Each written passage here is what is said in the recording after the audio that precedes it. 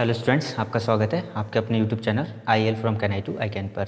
Students, आज हम discuss करेंगे यूपीएससी के बारे में। तो यूपीएससी का जो सिविल सर्विस एग्जामिनेशन होता है तो उसका जो एग्ज़ाम पैटर्न रहता है मैं उस पर डिस्कस करूंगा और इसके बाद मैं आपको बताऊंगा कि स्टैंडर्ड बुक्स कौन सी है जो आपको प्रेफर करनी है। अगर आप बिगिनर्स हैं यानी अगर आप स्टार्ट कर रहे हैं यूपीएससी की तैयारी तो आपके लिए काफ़ी बेनिफिशियल रहेगा ये वीडियो। ठीक है, आपको पूरी नॉलेज होनी चाहिए कि कौन कौन से पेपर्स होते हैं, कितने मार्क्स के होते हैं और किस तरीके से उनकी स्कोरिंग की जाती है। ठीक है, साथ ही में आपको जो आप सेल्फ स्टडी करना चाह रहे हैं, आप जैसे भी स्टडी करना चाह रहे हैं उसके लिए आप कौन कौन सी बुक्स को प्रेफर कर सकते हैं तो वो मैं आपको आज पूरा प्रोवाइड करूंगा। ठीक है, तो वीडियो को आप लास्ट तक जरूर देखिएगा और आप चैनल को सब्सक्राइब जरूर कीजिएगा। तो सबसे पहले हम देख लेते हैं कि यूपीएससी की जो सिविल सर्विस एग्जामिनेशन की परीक्षा होती है वो प्रत्येक वर्ष होती है। उसमें जब हम प्रीलिम्स की बात करते हैं तो देखिए प्रीलिम्स में हमारे दो पेपर होते हैं। पहला होता है जीएस का। जीएस में 100 क्वेश्चन आते हैं जो कि 200 मार्क्स के होते हैं, यानी एक क्वेश्चन हमारा 2 मार्क्स का होता है। इसके अलावा दूसरा पेपर होता है सी सेट का। सी सेट में 80 क्वेश्चंस आते हैं जो कि 200 नंबर के होते हैं। लेकिन आपको यहाँ पर ये ध्यान रखना है कि जो सी सेट वाला पेपर है वो क्वालिफाइंग नेचर का है। ये आपको केवल क्वालिफाई करना होता है, यानी इसके जो मार्क्स होंगे उनके बेस पर आपकी मेरिट नहीं बनेगी। ठीक है, आपका जो सिलेक्शन क्राइटेरिया होगा वो केवल जीएस के पेपर पर होगा। लेकिन अगर आपका सी सेट पेपर क्वालिफाई नहीं है तो आपकी जीएस की कॉपी भी चेक नहीं होगी, यानी जीएस के मार्क्स आपके लिए क्या हैं, यूजलेस हैं। तो इसमें जस्ट आपको क्वालिफाइंग मार्क्स चाहिए होते हैं। अगर आप इसमें क्वालिफाई हो जाते हो तो इसके मार्क्स के बेस पर आपको प्रीलिम्स क्या माना जाएगा, क्वालिफाई माना जाएगा। ठीक है, मतलब आप प्रीलिम्स जो क्लियर करेंगे वो केवल जीएस के मार्क्स पर करेंगे और जीएस की कॉपी आपकी तभी चेक होगी जब आपने सीसेट क्वालिफाई किया होगा। तो जीएस में 100 क्वेश्चन आते हैं, 200 मार्क्स का पेपर है और सीसेट में 80 क्वेश्चन आते हैं और ये 200 मार्क्स के होते हैं। लेकिन सीसेट याद रखिएगा क्वालिफाइंग नेचर का है। जब आपका प्रीलिम्स हो जाएगा तो आप मेंस देने जाएंगे। अब मेंस में कौन कौन से पेपर होते हैं तो देखिए मेंस में जीएस के 4 पेपर होते हैं। तो जीएस 1, जीएस 2, जीएस 3, जीएस 4 करके मैंने यहाँ पर लिखा हुआ है। तो बहुत ब्रीफ में आपको मैं बता रहा हूँ। जीएस 1 जो होता है वो 250 मार्क्स का पेपर होगा, यानी जो पहला जीएस का पेपर आपको देना होगा वो भी 250 नंबर का होगा। जीएस 2 का जो पेपर होगा, सेकंड पेपर होगा, वो भी 250 मार्क्स का होगा। जीएस 3 भी 250 मार्क्स का होगा, जीएस 4 भी, यानी जो चौथा पेपर होगा वो भी 250 मार्क्स का आपका होगा। इसके साथ ही आपको ऐसे राइटिंग करनी पड़ेगी, तो ऐसे राइटिंग भी 250 मार्क्स की है, याद रखिएगा। ऐसे भी आपका 250 नंबर का है। इसके साथ आपको एक ऑप्शनल सब्जेक्ट लेना होता है और उस ऑप्शनल सब्जेक्ट के 2 पेपर होते हैं। ये ऑप्शनल 1 और ऑप्शनल 2, ये मत समझिएगा कि 2 ऑप्शनल आपको लेने हैं, ऑप्शनल एक ही लेना है। उसी के 2 पेपर होंगे और दोनों 250 नंबर के होंगे। ठीक है, तो ये मेंस में आपको इतने पेपर्स देने हैं, यानी 4 पेपर जीएस के, एक ऐसे राइटिंग और 2 ऑप्शनल के पेपर। तो उनका जो मार्क्स का डिस्ट्रीब्यूशन है वो मैंने आपको बता दिया। साथ ही साथ जब आपका मेंस क्वालिफाई हो जाएगा उसके बाद आपको इंटरव्यू कॉल आएगा और इंटरव्यू आपका 275 मार्क्स का होता है। और जो फाइनल मेरिट बनती है उसमें प्रीलिम्स के मार्क्स ऐड नहीं होते हैं, उसमें आपके मेंस और जीएस के मार्क्स मेंस और इंटरव्यू के मार्क्स आपके इंक्लूड होंगे।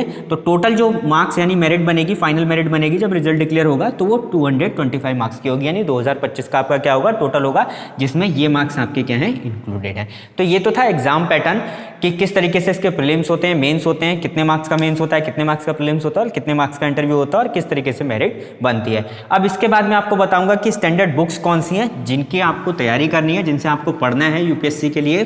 अगर आप स्टार्ट कर रहे हैं यूपीएससी की प्रिपरेशन या करना सोच रहे हैं नियर फ्यूचर में तो आप इसको फॉलो जरूर कीजिएगा, आपको बहुत बेनिफिट मिलेगा इससे। तो देखिए सबसे पहले कुछ जो इंपॉर्टेंट बुक्स हैं वो मैं आपको बता देता हूं। जैसे आप आर्ट एंड कल्चर की तैयारी करेंगे तो आर्ट एंड कल्चर के लिए जो स्टैंडर्ड बुक आप फॉलो करेंगे वो है नितिन सिंघानिया। ठीक है, नितिन सिंघानिया।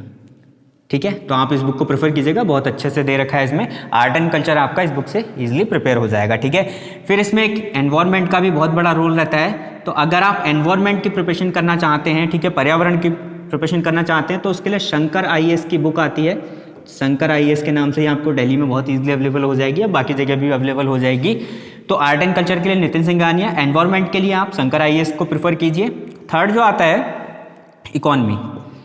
इकोनॉमी के लिए आपको क्या करना है, कौन सी बुक प्रेफर करनी है, इकोनॉमी के लिए रमेश सिंह को प्रेफर कीजिएगा। ये सब मैं स्टैंडर्ड बुक्स बता रहा हूँ, इनसे आपको काफ़ी हेल्प मिलेगी अगर आप स्टार्ट कर रहे हैं यूपीएससी की प्रिपरेशन। आप अगर पहले से कंटिन्यू कर रहे हैं, ठीक है, आपको 1 साल 2 साल 3 साल हो चुका है तो आप लोगों को बहुत अच्छे से पता होगा कि और भी इसके अलावा कौन कौन सी चीज़ों की हमें ज़रूरत पड़ती है, वो भी है, बट इनको तो आपको पढ़ना ही होगा। ठीक है, अगर आप अभी बिगिनर कंडीशन में, स्टार्टिंग कंडीशन में तो आप इनको फॉलो जरूर कीजिए स्टार्टिंग में। तो इकोनॉमी के लिए क्या है, रमेश सिंह हो गई। इसके बाद आ जाते हैं most important part, ancient history. क्योंकि हिस्ट्री के 3 पार्ट होते हैं हमारे पास, जिसमें से एक एंशिएंट हिस्ट्री है। तो एंशिएंट हिस्ट्री यानी प्राचीन इतिहास के लिए आपको आरएस शर्मा को फॉलो करना है और साथ ही साथ आप एनसीईआरटी, ठीक है, तो जो ओल्ड एनसीईआरटी थी, ठीक है, उसको भी फॉलो करेंगे, ठीक है। देखिए एनसीईआरटी तो सबके लिए पढ़नी ही पढ़नी है। मैं यही आपको सलाह दूंगा कि अगर आप यूपीएससी की प्रिपरेशन स्टार्ट करना चाह रहे हैं तो सबसे पहले आप एनसीईआरटी को पढ़िए, 6 से लेकर 12 तक जो मेन सब्जेक्ट्स हैं उनके एनसीईआरटी को एक बार जरूर देख लीजिए, ठीक है। उसके बाद इन बुक्स को फॉलो करना ही पड़ेगा आपको। तो एंशिएंट हिस्ट्री के लिए आप एनसीईआरटी के साथ साथ आर.एस. शर्मा को भी प्रेफर कीजिएगा, ठीक है। फिर हम आगे बढ़ते हैं, एंशिएंट हिस्ट्री के बाद आ जाते हैं मेडिवल हिस्ट्री में। तो मेडिवल हिस्ट्री में आपको क्या करना है, मेडिवल हिस्ट्री के लिए आपको पढ़नी है सतीश चंद्र।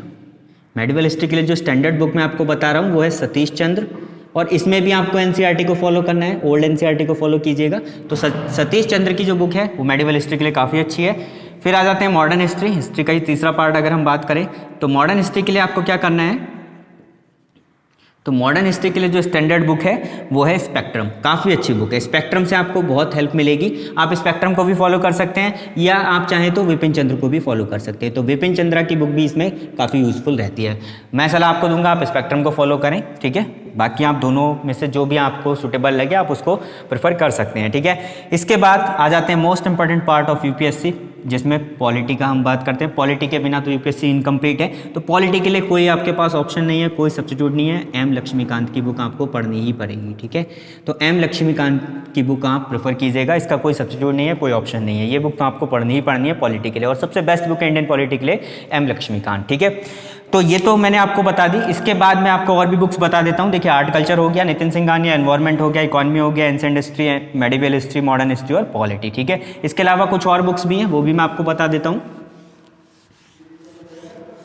देखिए और जो आपके टॉपिक्स हैं जो आपको कवर करने हैं उनमें आ जाता है एथिक्स। एथिक्स का भी बहुत बड़ा रोल है। तो एथिक्स के लिए आपको कौन सी बुक फॉलो करनी है, एथिक्स के लिए आप लेक्सिकॉन की बुक फॉलो करिएगा, ये भी एक अच्छी बुक है, ठीक है। आपको इससे काफ़ी हेल्प मिलेगी। एथिक्स के लिए लेक्सिकॉन। फिर ज्योग्राफी, ज्योग्राफी के लिए आप क्या कीजिएगा, जीसी लियोंग की बुक आती है, आप इसको फॉलो कीजिए। जीसी लियोंग की बुक बहुत अच्छी बुक है, ठीक है। फिर ज्योग्राफी में ही आपको क्या करना है, ज्योग्राफी में आपको एटलस की भी ज़रूरत पड़ेगी। तो अगर आप इसकी एटलस की स्टडी करना चाह रहे हैं तो ओरिएंट ब्लैक स्वॉन की बुक आती है, इस एटलस को आप जरूर देखिएगा, ठीक है। इससे आपको बहुत हेल्प मिलेगी। तो ज्योग्राफी के लिए जीसी लियोंग और ज्योग्राफी के एटलस के लिए ओरिएंट ब्लैक स्वॉन, ठीक है। इसके बाद सबसे मोस्ट इंपॉर्टेंट इंटरनेशनल रिलेशन, इसका भी बहुत वेटेज रहता है। इंटरनेशनल रिलेशन के लिए आपको जो बुक प्रेफर करनी है वो बुक है पवनीत सिंह की, काफ़ी अच्छी बुक है। तो पवनीत सिंह की बुक को आप फॉलो कीजिए, उससे इंटरनेशनल रिलेशन आप बहुत अच्छे से तैयार कर सकते हैं। और लास्ट में मैं आपको सलाह दूंगा, अगर आप सीसेट की प्रिपरेशन करना चाह रहे हैं, बिकॉज ये क्वालिफाइंग नेचर का होता है, इसके बिना तो बेकार ही है, तो सीसेट के लिए आप अरिहंत को फॉलो कर सकते हैं। अदरवाइज आप जो भी बुक स्टैंडर्ड बुक है, लेकिन बेस्ट बुक इसमें अरिहंत की मानी जाती है, अरिहंत की बुक आप ले लेंगे सीसेट की प्रिपरेशन के लिए, उससे आपका सीसेट ईजिली तैयार हो जाएगा। तो ये कुछ स्टैंडर्ड बुक्स मैंने आपको बताई हैं जो यूपीएससी की जो सिविल सेवा परीक्षा होती है उसमें आपके लिए काफ़ी यूजफुल रहेंगी। आप इनकी स्टडी जरूर कीजिएगा। और ये स्टैंडर्ड बुक्स हैं, आप थोड़ा एक बार इनमें इंटरेस्ट लेके आइए, आपको बिल्कुल एग्जाम क्वालिफाई करने में इनमें बहुत हेल्प मिलेगी इन बुक से, ठीक है। तो अगर आपको वीडियो पसंद आया हो तो इसको लाइक शेयर और सब्सक्राइब जरूर कीजिएगा। Thank you.